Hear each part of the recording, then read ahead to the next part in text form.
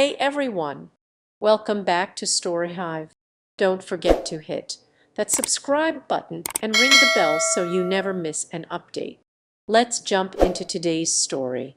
My wife cheated on me with two married co-workers, so I filed for divorce and exposed her affairs publicly. I'm a 35-year-old male, and my wife is a 32-year-old female. We have been married for about 4 years. Our anniversary is next month. We have lived in a large city in the Pacific Northwest for about 3 years, having moved from another part of the state. In total, we've been together for about 9 years. We don't have kids, but those discussions have been ramping up this year.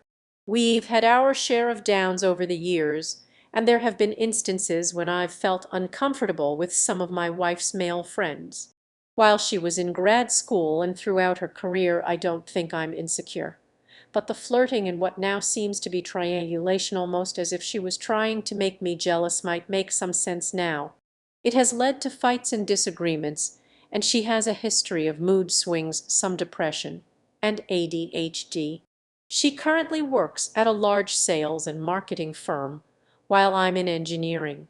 Up until a few weeks ago, I was under the impression that we had a solid marriage.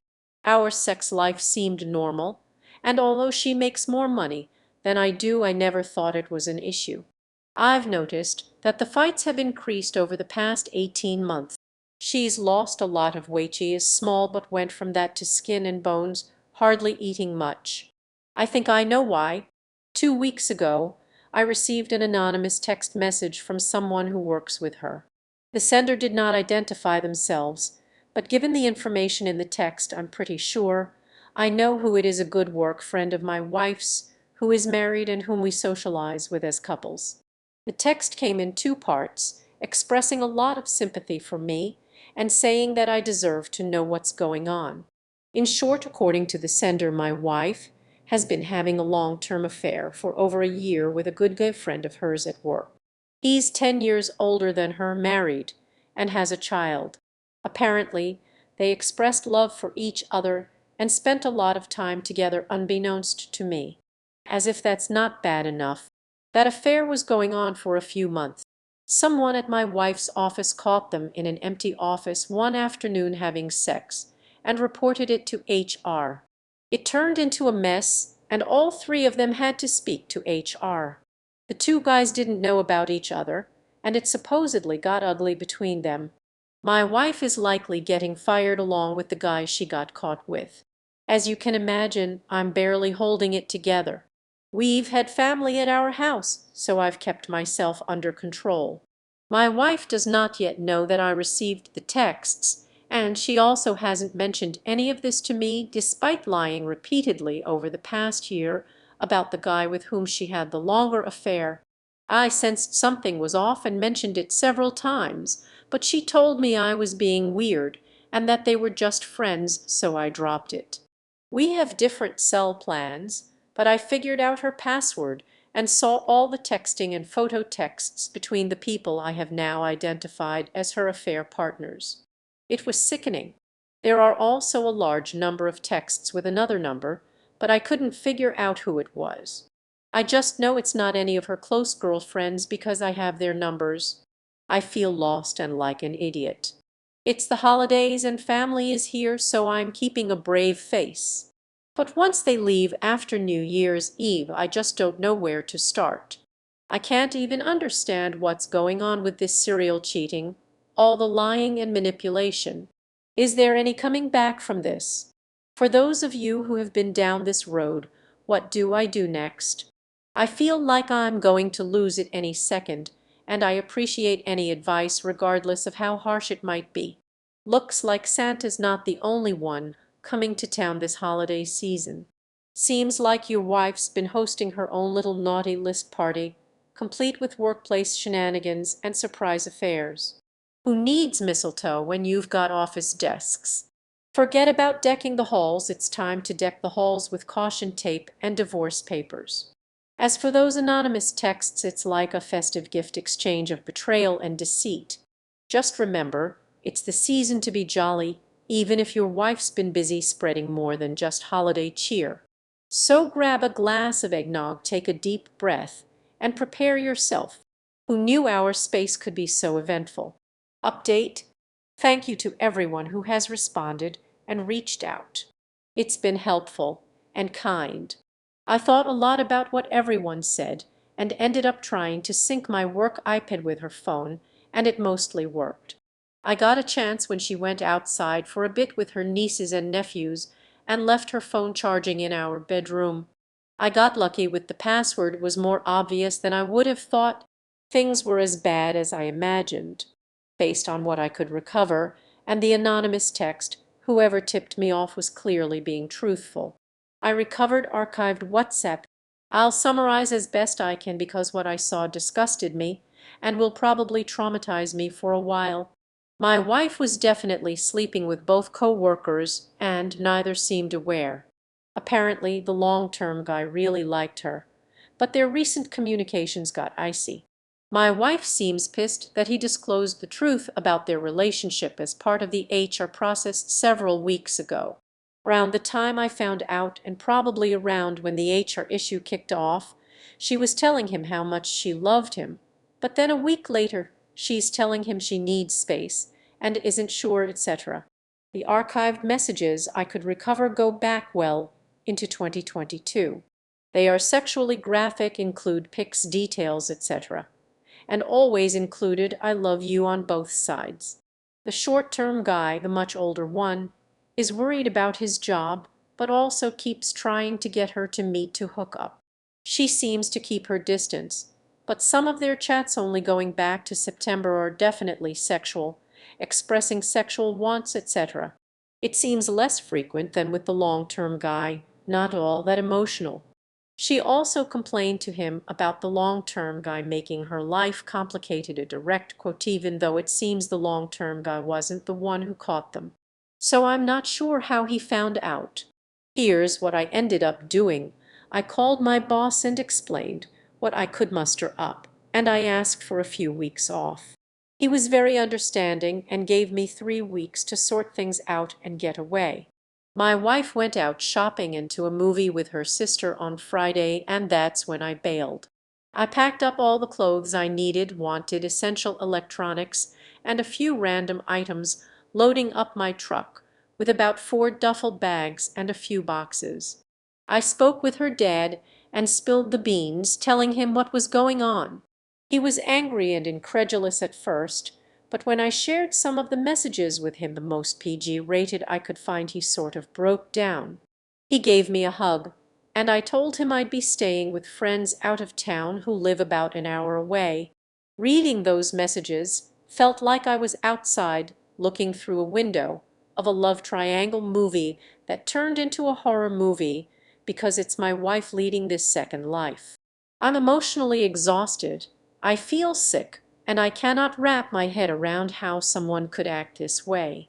I feel I need to file, so I'm hoping one of the lawyers I contacted over the past few weeks gets a hold of me this week. Any additional advice or thoughts are welcome. Bravo! Nothing says I'm out of here like a truckload of duffel bags and a getaway to the hills. Just remember to pack your sense of humor alongside those essential electronics. After all, laughter is the best medicine, especially when navigating the minefield of divorce proceedings.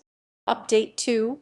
It's been busy last week, or at least I've been trying to stay focused by keeping myself busy and organized as I move forward. Thank you again to everyone who continues to reach out with support and advice. Here's where things are at so far. I have not responded to any of her texts or calls. I don't plan to, but it's very difficult. There have been points every day where I break down, but I'm realizing mostly through the advice I've gotten here that nothing good is going to come from communicating with her. I want out. I'm filing for divorce, and the longer I go without any contact, the better it is for me. I have an attorney that my family helped me pay for, and I've gone. The validation I got from my attorney after she reviewed the messages has helped a bit. While I didn't think I was crazy, hearing someone who is experienced confirm what I suspected from the very beginning is reassuring. I realize now that I was doing my best to salvage a relationship that was already long gone. Even so, I'm still devastated that my wife could cheat on me so blatantly and so many times. She was telling me she loved me every day and asking me to help her when she felt sad, depressed, and lost. The lies and manipulation are still overwhelming, but I'm keeping my distance. There's a significant part of me that wishes I could confront her, but I know that wouldn't change anything. The more I think about what I saw in those messages, the more nauseating it becomes. There's a fine line between wanting answers and just wanting closure. At this point, I'm seeing closure as the end of all this. I don't have any interest in reconciliation. I want out. To everyone who told me to stay strong and keep going, I appreciate you. It helps to know there are people out there who understand what I'm going through. Update 3. Things have been moving quickly since I filed for divorce, and it's been an emotional whirlwind. I was officially served a couple of days ago, and surprisingly, the moment felt oddly calm. There was no drama, no heated confrontations, just a stark realization that this chapter of my life is finally coming to an end. My wife has tried reaching out multiple times, sending texts filled with apologies and pleas to talk. I've made the difficult but necessary decision to not engage. Every time I feel the urge to respond, I remind myself of the betrayal, the manipulation, and all the lies. It's hard to believe someone I trusted so deeply could treat our relationship with such disregard. In the meantime, I've been focusing on self-care and finding ways to rediscover who I am outside of this marriage. I've been spending more time with supportive friends, going on hikes in nature, and even picking up a few new hobbies like painting and cooking. Engaging in these activities has been therapeutic, allowing me to express myself and find moments of joy amidst the pain. I also consulted with a therapist to help process everything I've been through. It's been incredibly beneficial to have a professional guide me through my feelings. I'm learning to let go of the anger and betrayal, understanding that it's part of the healing process. Some days are better than others, but I'm starting to find a sense of balance. In terms of practical matters, I've started setting new goals for myself both personally and professionally. I'm exploring opportunities for advancement in my career and thinking about furthering my education. The journey ahead feels daunting, but I'm more equipped. The support from this community has been invaluable, reminding me that I'm not alone in this. I appreciate everyone who has reached out with words of encouragement. It's comforting to know there are people out there who understand what I'm going through. I'll keep you updated as I navigate this new chapter in my life. Final update. As I sit down to write this final update, I reflect on the journey I've been through over the past few months. The divorce is officially finalized, and while the process was emotionally taxing, I've emerged stronger and more resilient than I ever thought possible. In the weeks following my last update, I found a sense of closure. I spent time rediscovering my passions and reconnecting with friends and family. I've also embraced a healthier lifestyle, focusing on fitness and self-improvement. It feels liberating to take control of my life again. Though there were moments of doubt and sadness, I've realized that the end of my marriage isn't a failure, it's a new beginning. I've learned invaluable lessons about trust, self-worth, and the importance of surrounding myself with positive influences. While I still carry the scars of betrayal, they no longer define me. I'm moving forward with hope, ready to embrace new relationships and experiences when the time is right. Thank you to everyone who supported me throughout this ordeal. Your kind words and encouragement made a world of difference. I'm excited for what lies ahead, and I'm committed to living my life authentically and joyfully. Here's to new beginnings and the strength we all possess to rise above our challenges. Thanks for tuning in to today's Reddit story. If you enjoyed it, please give this video a thumbs up and share it with your friends. And if you haven't already, make sure to hit that subscribe button and ring the bell so you never miss out on more amazing stories. See you next time.